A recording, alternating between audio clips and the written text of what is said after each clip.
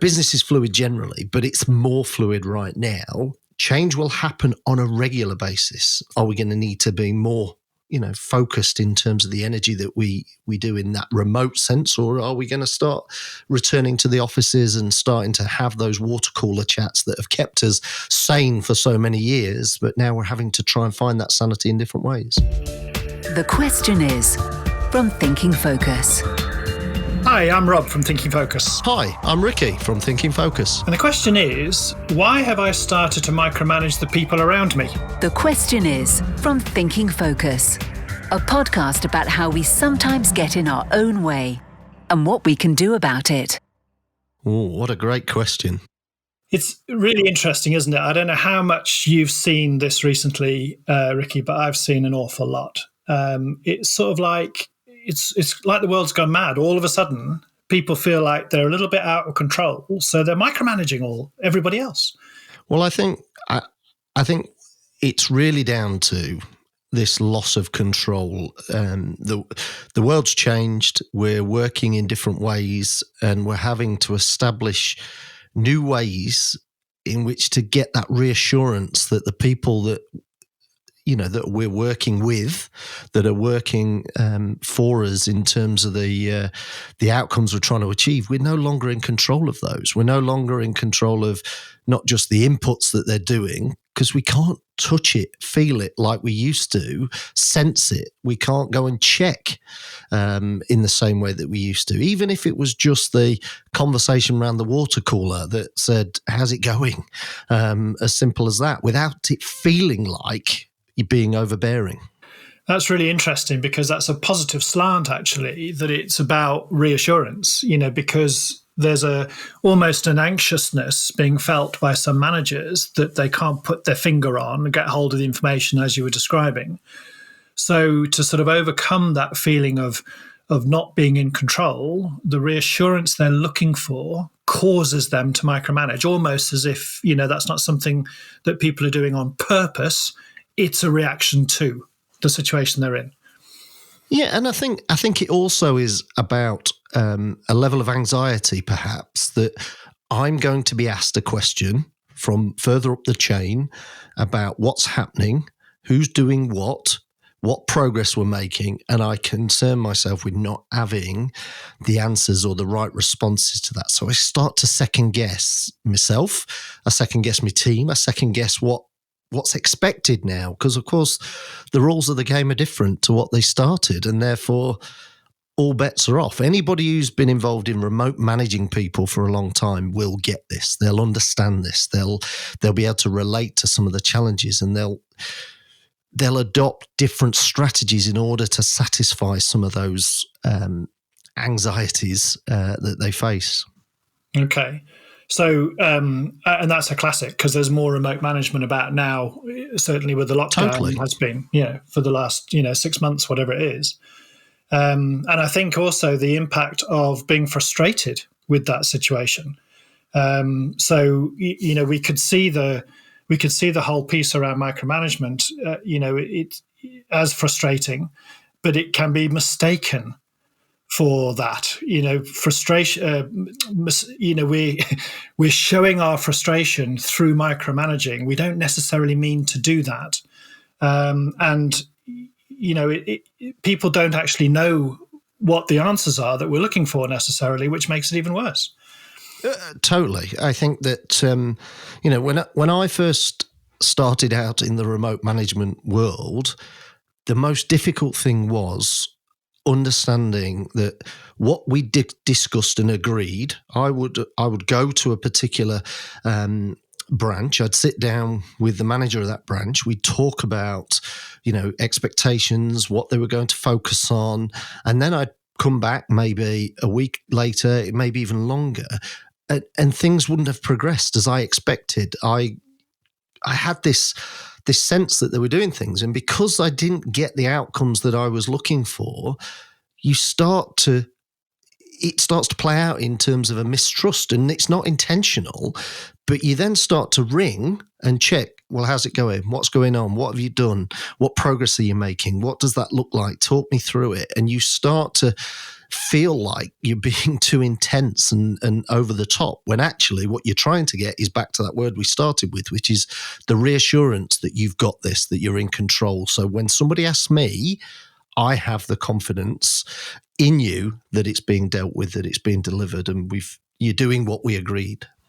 And there's because of the current situation that we're all in, there's the sort of additional factor of there's so much less visibility around those outputs than there was before. As you described, you could almost jump on something quite quickly, talk to somebody. You had almost, direct contact, immediate direct contact, but now that has to be arranged in advance. We have to jump on a call.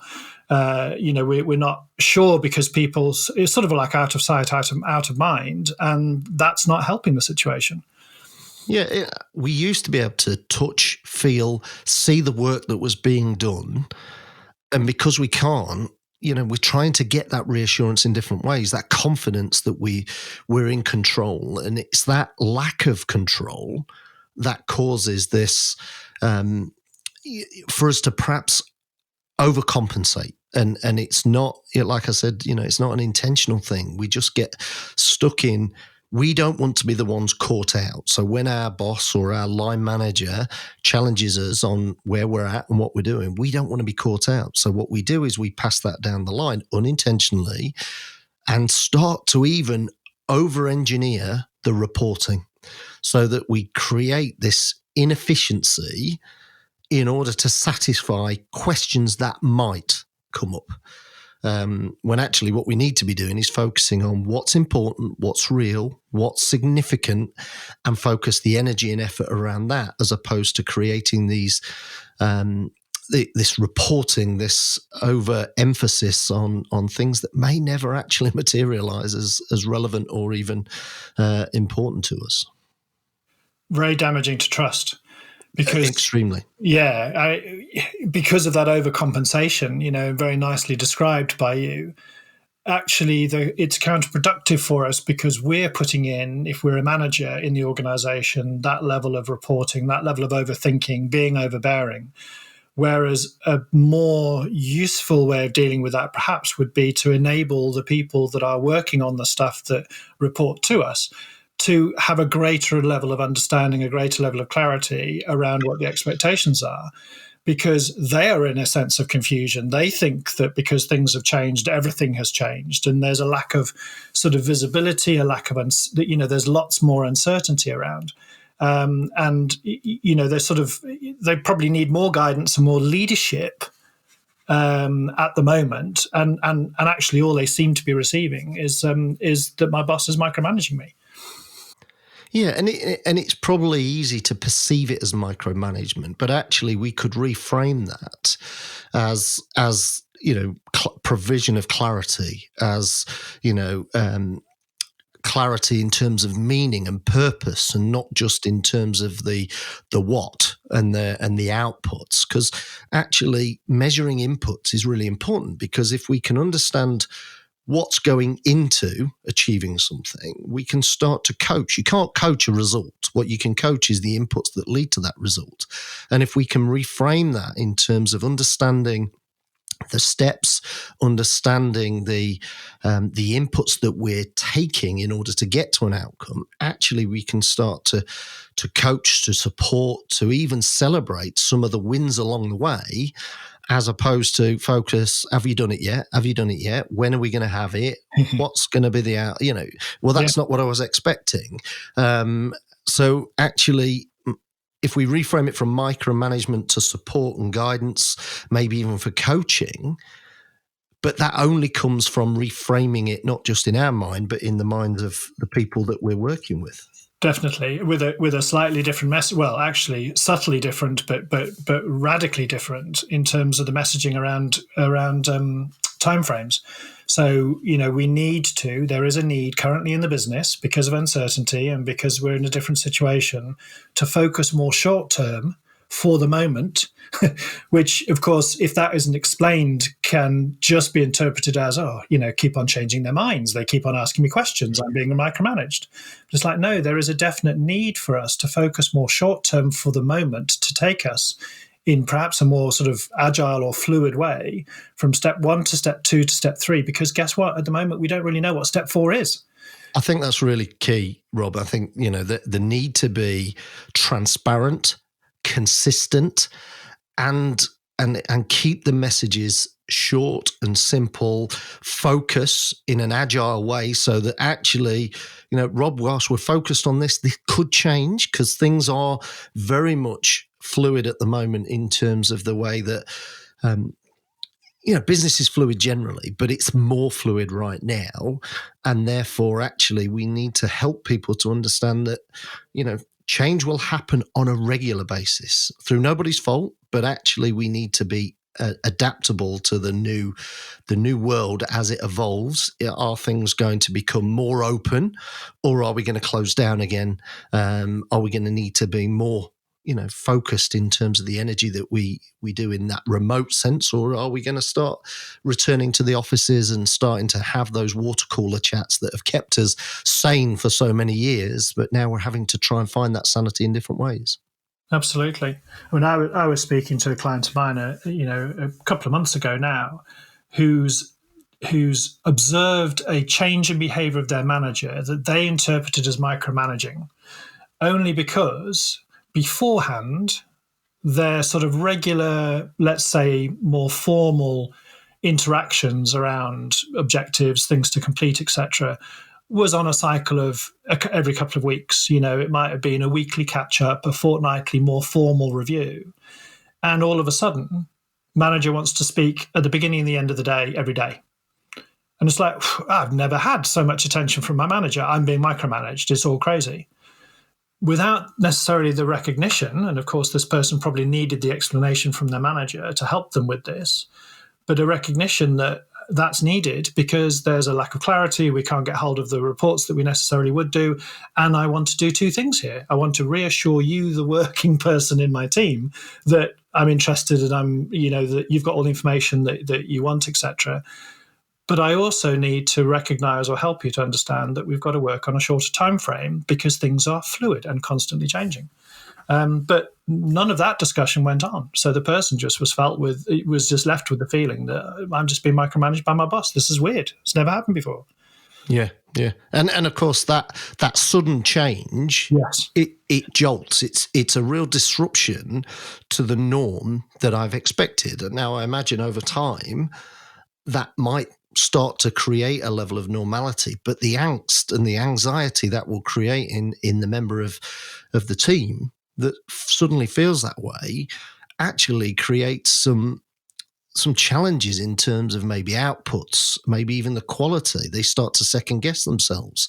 And we're doing these things for the right intent, but actually we're creating a domino effect in terms of people's reactions. And worse, if we treat one of the team subtly different because we have that confidence and without sharing what we're doing and why we're doing it, other members of the team might feel that, well, does that mean they don't trust me? Does that mean they're not confident in me? Do they think I'm struggling? And again, you create these counterproductive thought patterns that actually disrupt and cause them to be less effective in the work that they actually do.